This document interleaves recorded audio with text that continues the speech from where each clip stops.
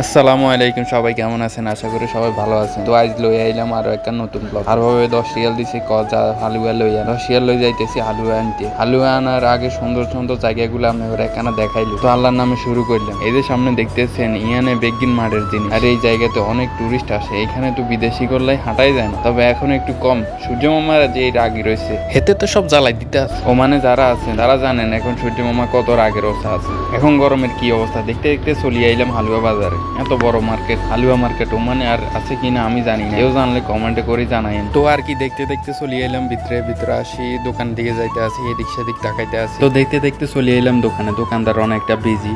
দোকানদারকে সালাম দিলাম, ভাই 2টা হালুয়া দেন। দেখেন হালুয়া গুলা কি সুন্দর করে সাজিয়ে রাখছে। আর এখানে কিন্তু ফ্রি পাওয়া যায়। তো দোকানদার 2টা হালুয়া দিয়ে দিল। এখন আমি 2টা হালুয়া নিয়ে আমার দোকানের দিকে যাব। তো চলেন যাইতে যাইতে আবার সূর্য মামার লগে দেখা করে আসি। আর এটি হচ্ছে মেন বাজার। তো আমিও যাইতে থাকি, আপনারাও ভিউটা দেখতে থাকেন। তো আর সামনে দিয়ে দেখছেন নি হেতে কি ত্রিং বিরিং করে যাইতে আছে। রোদের ভিতরে কি ঠাড়া মারা রোদ পড়তে আছে। তো আজকে এই পর্যন্ত। এই ভিডিওটা ভালো লাগলে লাইক কমেন্ট শেয়ার করতে ভুলবেন না, আর চ্যানেলটা সাবস্ক্রাইব করে দিবেন। তো আজকের মতো বাই বাই, টাটা। দেখা হইব আর একবার নতুন কোনো ভিডিও।